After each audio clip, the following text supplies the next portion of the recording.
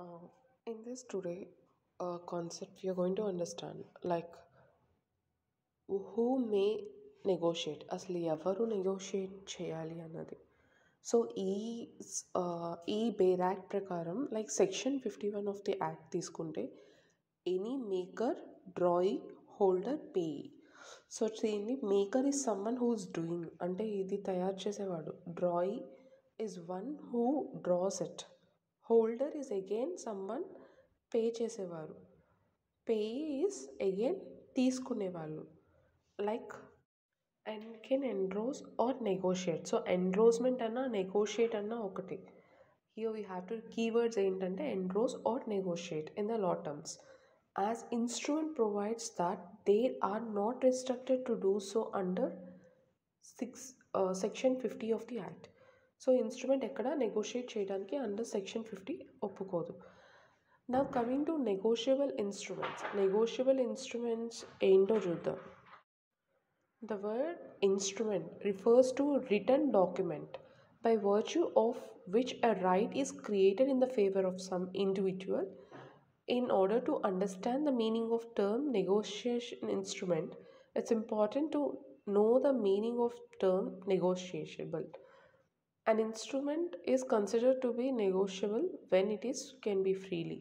So ఇక్కడ negotiation instrument ఒక డెఫినేషన్ని వాళ్ళు ఎలా డిరైవ్ చేశారంటే, ద వర్డ్ ఇన్స్ట్రుమెంట్ అనే వర్డ్ రిటర్న్ డాక్యుమెంట్లో the virtue of who right create in the favour of some individual. So ఒకళ్ళ రైట్ వస్తుంది, ఏదైతే రిటర్న్ డాక్యుమెంట్లో ఒకరికి రైట్ వస్తుందో, ఇన్స్ట్రుమెంట్లో రైట్ వస్తుందో, ఇట్స్ ఇంపార్టెంట్ టు నో. ఒక ఇండివిజువల్కి రైట్ వచ్చినాక తర్వాత ఆ ఇన్స్ట్రుమెంట్ అన్నది వాల్యుబుల్ అవుతుంది. And that instrument is also called negotiable అనేది అప్పుడు స్టార్ట్ అవుతుంది. సో ఇక్కడ it can be a business dealing, it can be ఒక చెక్ అవ్వచ్చు, ఒక ప్రామిసరీ నోట్ కూడా అవుతుంది. So at any cost of anything. And now coming to transfer from one party to another party for some value in good faith. ఇక్కడ ఒక party నుంచి ఇంకో పార్టీకి ట్రాన్స్ఫర్ అవ్వాలి గుడ్ ఫెయిత్లో, అది కూడా గుడ్ ఇంటెన్షన్స్తో, ఒక గుడ్ పేబుల్ కండిషన్స్లో అవ్వాలి. And the party to the instrument can sue in his own name. In case వాళ్ళు మన టర్మ్స్ మీద నిలబడినప్పుడు మనం వాళ్ళ మీద కేస్ కూడా వేయవచ్చు.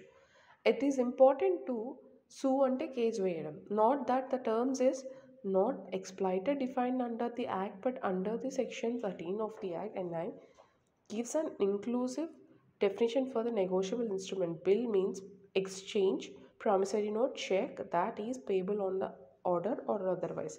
సో ఇక్కడ సెక్షన్ 13 మీకు ఏం చెప్తుందంటే, డెఫినేషన్ ఆఫ్ నెగోషియబుల్ యాక్ట్మెంట్ బిల్ ఆఫ్ నెగోషియబుల్ ఇన్స్ట్రుమెంట్స్ అంటే ఏంటంటే, బిల్ ఆఫ్ ఎక్స్చేంజ్ అవుతుంది, ప్రామిసరీ నోట్ అవుతుంది, చెక్ అవుతుంది, payable to other side wise.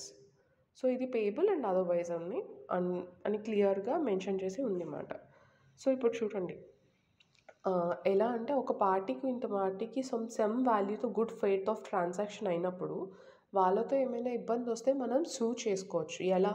ఒక ప్రామిసరీ నోట్ మీద కానీ, ఒక బిల్ ఆఫ్ ఎక్స్చేంజ్ కానీ, చెక్ బేసిస్ మీద. And the main distinction between A negotiation instrument and the order is that in the case of negotiable instrument, transfer acquires a good title in good faith. So ఇక్కడ ఈ distinct of negotiable instrument కానీ other documents ఏమవుతుందంటే, the case of negotiable instrument, ఈ negotiable instruments ఒక case ఎలా అయితే transfer acquires the good title. So transfer ఎవరైతే దీని మీద బాధ్యులుగా ఉన్నారో వాళ్ళకి good title and good faith అన్నది వెళ్తుంది. And further consideration of even though the transfers titles may have a fall, ఒకవేళ టైటిల్ కానీ ఫాల్ అయినా in consent in the case of other document the transfer receives a small similar title to put another way no better title. So అలాంటప్పుడు తనకి ఇంకో better title అనేది provide చేయడం జరుగుతుంది. And that is called transferor. And ఆ మూమెంట్లో ఆ ప్రాసెస్ని మనం ఏమంటామంటే ట్రాన్స్ఫరర్ అని అంటాము.